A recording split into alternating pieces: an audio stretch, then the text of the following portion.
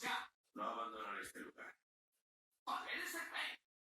No permitiré que el rey de vuestro país caiga en manos de nuestros enemigos.